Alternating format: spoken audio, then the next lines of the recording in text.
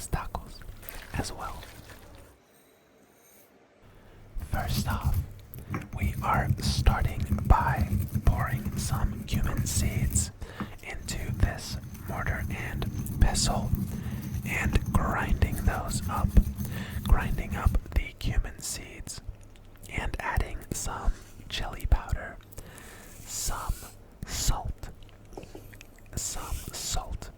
and giving that another mix in the mortar and pestle, before adding some oregano, and we are now covering our pork with this dry rub that we just made. This is a pork neck. I think typically you would use a pork shoulder, but I couldn't get a pork shoulder, so I got this pork neck, and it worked out pretty well, if I do say so myself. Adding all of the rest of our dry rub onto this pork neck and mixing it so every inch, every centimeter of the pork is covered in the dry rub. I am now closing one end of a vacuum sealer bag and sealing the pork to marinate overnight.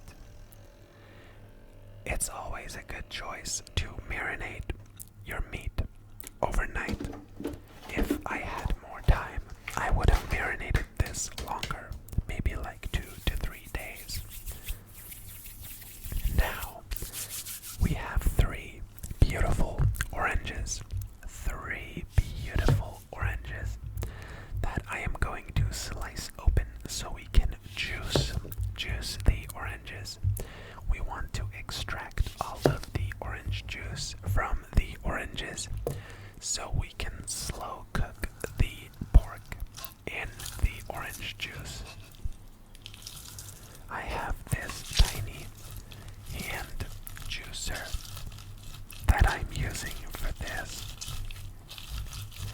and you really have to put some elbow grease into it when you juice your oranges by hand like this.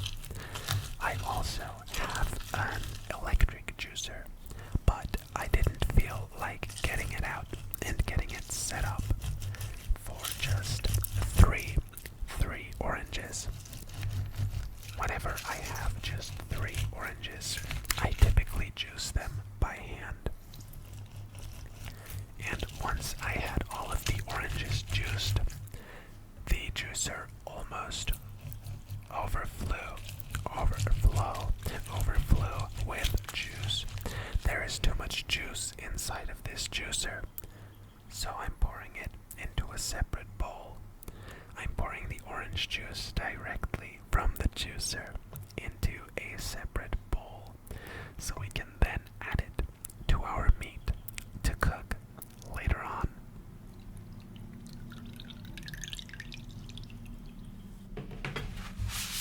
I am now wiping my cutting board clean with a paper towel, as well as taking any leftover orange juice off of my knife before I move on to taking the ends off of three onions. Actually, it's just 2 onions. 3 onions comes later. This is 2 onions. 3 onions comes later in the video. I am taking the outer skins off of 2 onions, and we are now going to roughly chop these onions. These don't need to be perfectly chopped. These don't need to be diced in a very delicate and precise manner. These just need to be chopped, roughly chopped, so we can add them to the meat when it's cooking, as well as the orange orange juice that we juiced earlier, that we squeezed out of the 3 oranges. This is really only as precise as you need to be. You don't need to put more effort into slicing these onions, as we're going to blend them up with all of the meat juices and orange juice later on. These are going to be blended into a beautiful sauce that will cover our meat. Next up, I have a couple of cloves. A couple of cloves of garlic that I'm also peeling, just like I did the onion. I peeled the garlic, and now I am peeling I peeled the onion, and now I am peeling the garlic. Peeling these 4 garlic cloves before taking away the skins off of my cutting board, and roughly chopping the garlic, just like I did the onion. Roughly chopping the garlic, just like I did the onion. And because I have much less garlic than I have onion, I'm going to chop it a bit finer. I'm chopping it a bit finer so the garlic can get more surface area of the meat covered.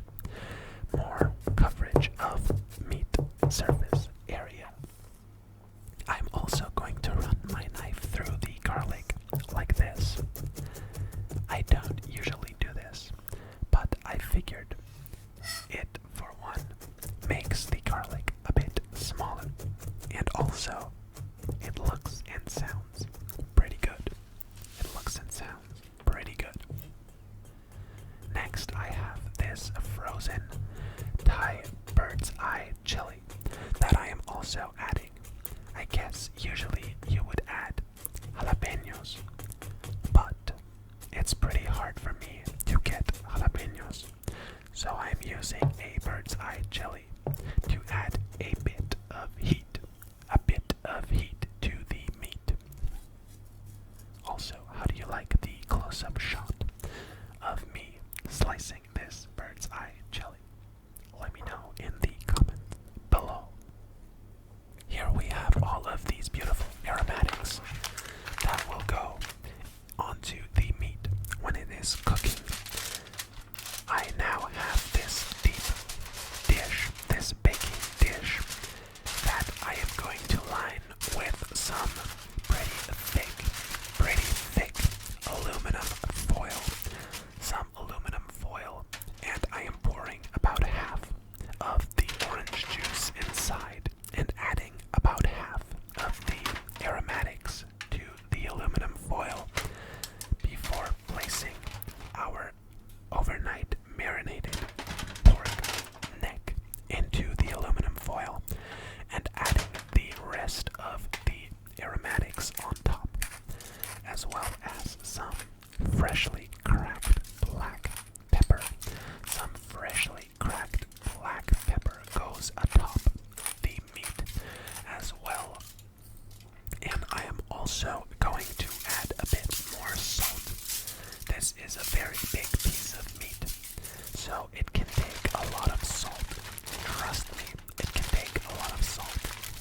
I am now closing up this first layer of aluminum foil and adding some more orange juice.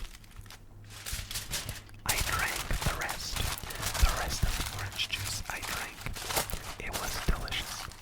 I am now adding a second layer of aluminum foil and placing all of that in a third layer of aluminum foil and closing it up. You really want to make sure that no juices escape when cooking. And I am now placing this in the oven at around 110 degrees Celsius for roughly 6 hours. This was in there for about 6 hours. Here we have a beautiful green lime. A lime so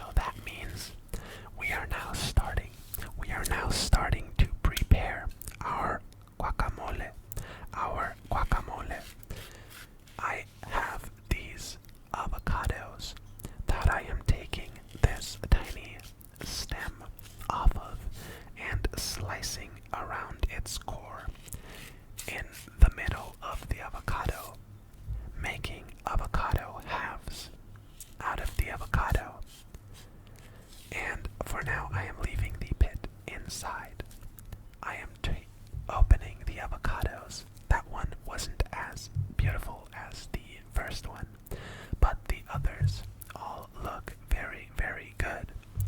So we can now, one by one, take out the pits of the avocado cores, the avocado's seed. I am taking it out of the avocado so we don't have it inside of our guacamole. Next, I really find it easiest to get the avocado's flesh out of the avocado just using a regular spoon. Using a spoon, I guess that's common knowledge. But when you want to get avocado flesh out of the avocado, just use a spoon. Just use a spoon like this. I am adding all of the avocado flesh into this glass bowl. And that's just because I don't have a molcajete. So I am using this glass bowl. And some people like using forks for mashing, but I really hate using forks for mashing. So I use this potato masher. Instead whenever I make guacamole. Also, some people add onions and garlic, or onions and tomato, and some cilantro, some coriander to the guacamole as well. But I really prefer to just add some lime juice, as well as some salt and maybe a little bit of pepper. Adding some pepper to the guacamole as well. I'm now using a rubber spatula to incorporate all of the salt and the lime juice into this guacamole. Also, cracking some pepper onto the guacamole and mixing that in with the rubber spatula as well. I'm now cleaning off the sides of the bowl, the rim of the bowl, so I can add this saran wrap to keep it in the fridge for a couple of hours until I'm going to use it. And I don't want the avocados to have too much contact with the air so they don't brown. Now, as promised before, we now have 3 onions. 3 onions instead of 2 onions that I am slicing in half after I've taken the root and the top off of the onion. And I am now using my knife to make fairly thin cuts of onion. This is for texture. This is some beautiful onion texture, some crisp, juicy onion that will be juicing all over your mouth as you bite into it. So I didn't want the onion to be very large when biting into it. So I am making these very thin strips of onion.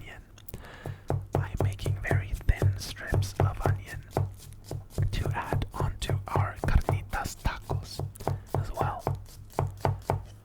You could obviously use a mandolin for this, but I just prefer using a knife, and I think my knife cuts are pretty consistent, although obviously not as consistent as a mandolin. I'm soaking the onion in water for about 20 minutes to remove some of their harshness. And now, after about 6 or 6.5 hours in the oven,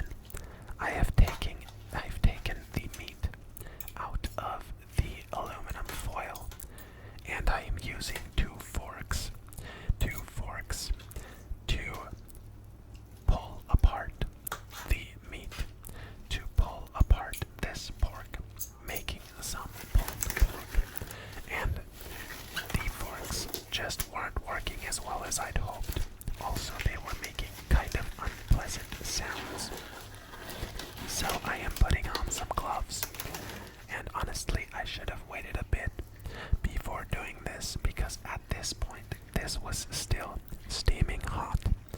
So I had to go slow when pulling this pork, because if I didn't go slow, I'd just burn my hands because it was still that hot. Here we have all of the beautiful juice from the pork, as well as the orange juice, all of our garlic and onion, and our bird's eye chili that we're going to blend up. Sorry for the weird angle, I just couldn't be bothered taking the camera off of the mount, so I just tilted it. I am blending all of this juice up and adding it to a pot to reduce. We're going to reduce all of this liquid. All of this liquid is going to be reduced in this pot until we have a nice thick sauce that I'm going to add onto the pork. I also have prepared some tomatoes, some cilantro for garnish, and we have the guacamole, and I also took some salsa verde that I made last year out of the freezer as well. It wasn't as green as it's supposed to be because most of my tomatillos were purple, instead of green. So the sauce was kind of brown. But I think it is still a salsa verde. I think.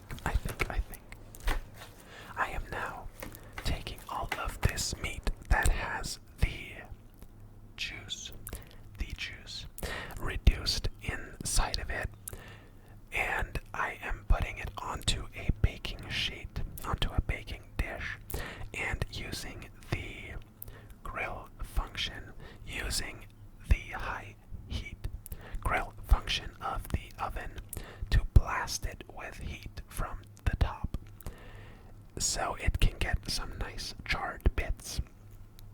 And that's pretty much it. Here we have the table all set up for everyone to enjoy their tacos. Sadly, I couldn't get the kind of corn flour that you need for corn flour tortillas, so I just used some store-bought wheat tortillas. And also, in Austria, people usually just sell the big, like, burrito wrap tortillas. We don't really have the small taco tortillas, so I had to make do with some larger ones that I would have preferred. I would have preferred some smaller ones, but this is all I had. Here is the beautiful finished taco as well. Have a good look. This is a pretty easy recipe, so feel free to recreate it yourself. I hope this video brought you some relaxation